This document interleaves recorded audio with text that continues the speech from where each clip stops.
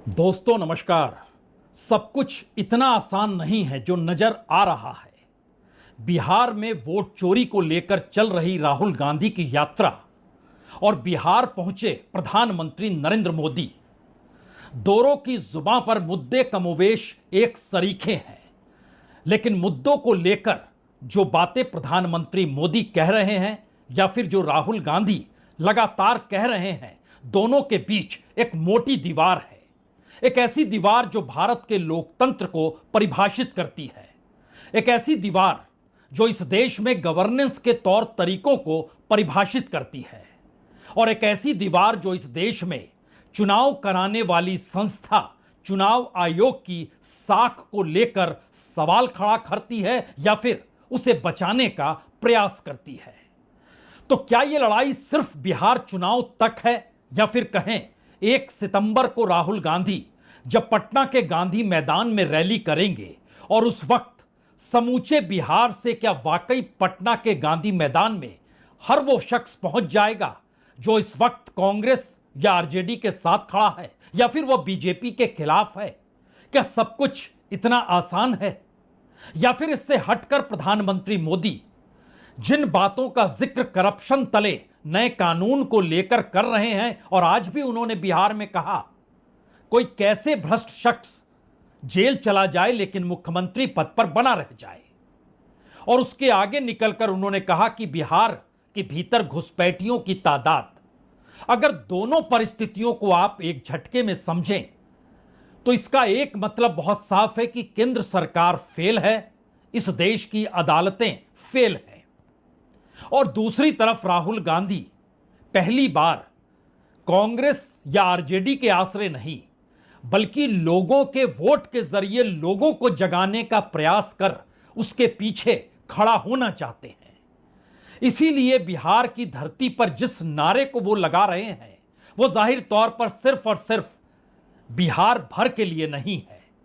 और एक बात और तय है, 2024 के बाद से हुए तमाम चुनाव बीजेपी जीती है और विपक्ष एक भी चुनाव जीत नहीं पाया है। तो क्या ऐसे में पहली बार अब नई रणनीति खुले तौर पर यही कहती है कि बिहार का चुनाव बीजेपी के लिए आर पार की परिस्थितियों पर खड़ा है? जनता दल यूनाइटेड यानी नीतीश कुमार चुनाव के बाद रहेंगे या नहीं रहेंगे, शायद इसमें किसी की रुचि हो ही नहीं। लेकिन जरा कल्पना कीजिए कि बिहार के चुनाव परिणाम अगर बीजेपी के हक में नहीं जाते हैं तो क्या होगा, और दूसरी तरफ बिहार के चुनाव परिणाम अगर विपक्ष के हक में नहीं जाते हैं तो फिर मौजूदा सत्ताधारी पार्टी जो दिल्ली में मौजूद है उसका रुख क्या हो सकता है और क्या होगा। और इन सब के बीच तमाम इस देश के संवैधानिक संस्थान जिस रूप में काम कर रहे हैं, उन संवैधानिक संस्थानों के कामकाज के तौर तरीकों में और ज्यादा तीखापन तो नहीं आ जाएगा? ये सवाल कहीं ना कहीं अब बिहार यात्रा से निकलकर आने वाले वक्त की उन परिस्थितियों पर टिक गया है जहां पर रणनीति इस दौर में विपक्ष की बहुत साफ है और राहुल गांधी की भी अपनी रणनीति इस मायने में साफ है कि बिहार से आवाजें उठ रही हैं, लेकिन उसका असर देश भर में कैसे होगा? तो क्या 1 सितंबर को तय होने वाला है इस पूरे देश के भीतर कौन सी रणनीति अपनाई जाए जिससे इस देश में चुनी हुई सरकार जो 2024 में 240 सीटों के साथ जीत कर आई, गठबंधन के सहयोगियों को खड़ा किया और फिर गठबंधन के सहयोगियों पर नकेल कसने के लिए कानून लाने की धमकी दे डाली। और इस परिस्थिति में भारत की राजनीतिक सत्ता को क्या किसी ने लूट लिया है? जो नारे बिहार की जमीन पर राहुल गांधी लगा रहे हैं, पहले आप उसे सुन लीजिए, क्योंकि उससे जुड़ा हुआ सवाल यह भी है, इस दौर में चुनाव आयोग की साख खत्म हो चुकी है और चुनाव आयोग की साख को बरकरार रखने के लिए आज सुप्रीम कोर्ट सामने आ गया। सुप्रीम कोर्ट ने जिन बातों का जिक्र किया, इन बातों का जिक्र उसने पहले क्यों नहीं किया? और जिन बातों का जिक्र सुप्रीम कोर्ट ने आज किया, उन बातों को तो पहले से ही चुनाव आयोग को अपना लेना चाहिए था। तो फिर चुनाव आयोग के पीछे क्या मौजूदा दिल्ली की सत्ता खड़ी थी जिसका आरोप अब इस वक्त वोट चोरी की शक्ल में, नारों के अंदाज में बिहार की धरती पर इस तर्ज पे लग रहा है? जरा मोदी जी को बताइए, वोट चोर, वोट चोर, वोट चोर, ये जो आवाज है सुनामी जैसे बिहार से निकल आएगी और हर प्रदेश में ये फैलेगी और अंत में पूरे देश को पता लग जाएगा कि नरेंद्र मोदी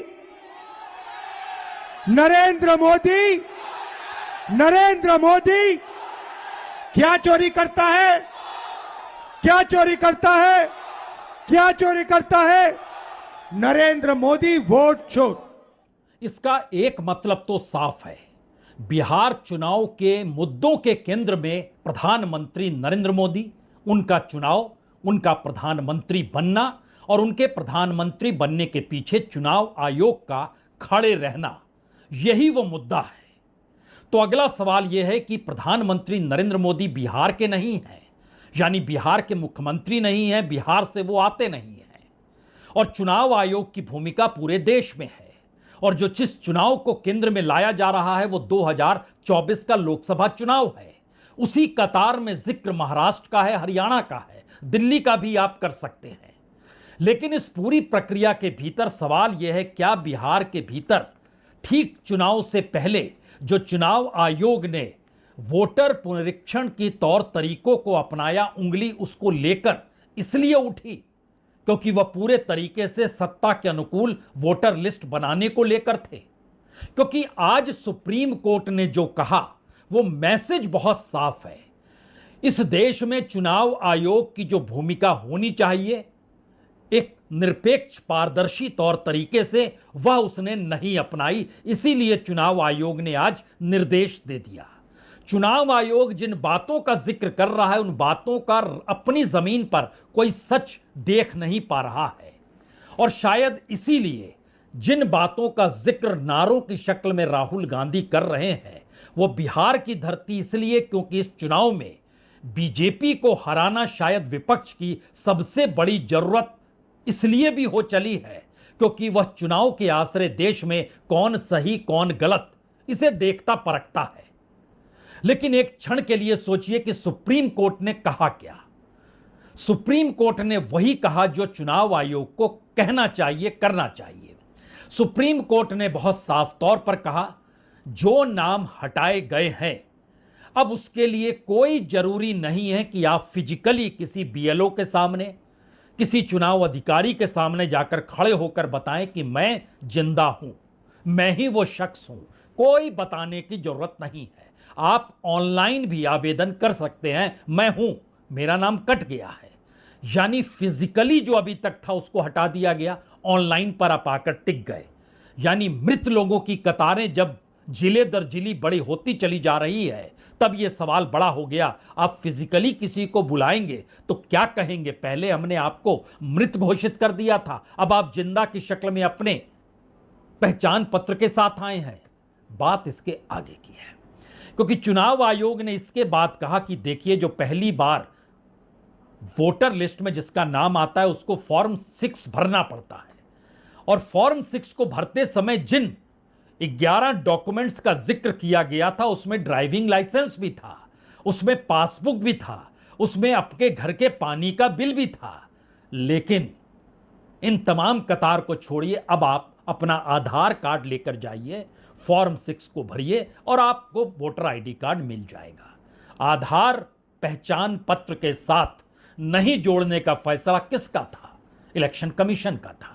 सुप्रीम कोर्ट ने 2 बार इंडिकेट किया, लेकिन आज इसको फैसले की शक्ल में दिया। अब आप आधार कार्ड के साथ भी अपना नाम वोटर आईडी कार्ड में जोड़ सकते हैं, यानी वोटर लिस्ट में आपका नाम आ जाएगा। चुनाव आयोग क्यों नहीं मान रहा था? और अब 1 सितंबर तक की वो तारीख है जब चुनाव आयोग को पूरी पहल करनी है और उसके बाद नई वोटर लिस्ट आ जाएगी। दिन बहुत कम बचे हैं, आप कह सकते हैं हफ्ते भर का वक्त है। लेकिन हफ्ते भर का वक्त ही राहुल गांधी इस वक्त बिहार में रैली निकाल रहे हैं, और वह भी 1 सितंबर को ही खत्म होगा जब चुनाव आयोग नई सूची वोटर लिस्ट की जारी करेगा। अगली बात है कि जो चुनाव आयोग को करना चाहिए वह काम चुनाव आयोग ने क्यों नहीं किया? जब किसी भी राज्य में नया वोटर बनने की तैयारी शुरू होती है या पुनरीक्षण कार्यक्रम होता है तो अपने तौर पर चुनाव आयोग सबको सम्मिलित करता है। जैसे किसी चुनाव को कराने में सभी सम्मिलित होंगे तभी तो वो पारदर्शी होगा। तो पहली बार इलेक्शन कमीशन ने कहा कि सभी राजनीतिक दल मिलकर सामने आए, बताएं किसका नाम कटा है उसका नाम जुड़ेगा, और राजनीतिक दलों के साथ साथ जो ब्लॉक लेवल के एजेंट्स होते हैं, जो पॉलिटिकल पार्टीज के एजेंट होते हैं, वह भी आपत्तियों को दर्ज तो करें। अभी तक सिर्फ 2 आपत्ति आई, आप आपत्तियों को दर्ज करना शुरू कीजिए, नाम दर्ज शुरू हो जाएंगे।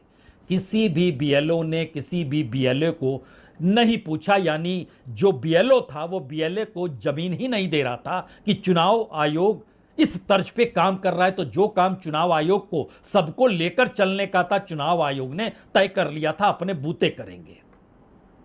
लाखों बीएलओ को उसने काम पर लगा दिया, सबको इंक्रीमेंट दे दिया। लेकिन अब समझ में आया जब सुप्रीम कोर्ट ने आज ये कहा, इसका मतलब है कि जिन बातों को खुद चुनाव आयोग को करना था वो चुनाव आयोग नहीं कर रहा था, और इस देश की संसद, इस देश की सत्ता खामोश थी। तो क्या उन्हीं के लिए किया जा रहा था? और अब जब बिहार की जमीन से आवाज आने लगी है, जो नारों की शक्ल में सीधे सीधे प्रधानमंत्री को कटघरे में खड़ा कर रही है, और ना सिर्फ 2024 के चुनाव को लेकर बल्कि बात तो उसके बाद के चुनाव को लेकर भी बढ़ने लगी है, ऐसे में पहली बार इलेक्शन कमीशन यह भी कहता है कि जो बूथ लेवल पर ब्लॉक का जो एजेंट है उसकी संख्या 1,60,000 है, ये सभी एक लिहाज से काम में शामिल हो जाएं। अब आप सोचिए इलेक्शन कमीशन का जवाब क्या होगा। इलेक्शन कमीशन पहली बार साइज में आया, ये मुहावरा है लेकिन वो साइज में आया, और उसने कहा कि सभी को चुनाव आयोग पर भरोसा रखना चाहिए। यानी उसने माना भरोसा डिग चुका है। अगली लाइन उसने कही कि हमें कुछ समय दीजिए, हम बेहतर तस्वीर सामने रखेंगे और साबित करेंगे कि किसी को भी बाहर नहीं किया गया है। यानी कोई इसके बाद व्यक्ति नहीं बचेगा, और कुछ वक्त की मांग खुद चुनाव आयोग सुप्रीम कोर्ट में चर्चा के दौरान कर रहा है। तो इससे पहले उसने वक्त कभी नहीं मांगा, कभी यह आवाज उठाई ही नहीं। अब उसे वक्त चाहिए। अब उसके जहन में यह बात आई है कि हमारी साख ही नहीं बचेगी तो फिर चुनाव आयोग का मतलब क्या होगा, और किसी भी चुनाव का मतलब क्या होगा। तो क्या बिहार से यह आवाज आ चुकी है कि बीजेपी अपने बोरिया बिस्तर को समेट ले, या फिर यह मैसेज आ चुका है कि देखिए कुछ भी हो जाए बीजेपी चुनाव जीत जाएगी, आप थोड़ा नरम रुख रखिए। स्थिति है कौन सी? अगर बोरिया बिस्तर समझने वाली बात होती तो फिर राहुल गांधी का पूरा जो पूरी प्रचार यात्रा और जिस तर्ज पर वोट चोरी यात्रा है वो तो थम जाती 1 सितंबर को। लेकिन अब रणनीति पूरे देश के भीतर घूमकर, अलग अलग हेडक्वार्टर्स में जाकर इलेक्शन कमीशन के ऊपर उठाए गए सवालों को पुख्ता तरीके से सबूतों के साथ रखने की जरूरत है। और प्रधानमंत्री मोदी चुनकर आए हैं या नहीं, या फिर पूरे के पूरे फर्जी तरीके से वोट उन्हें मिला है,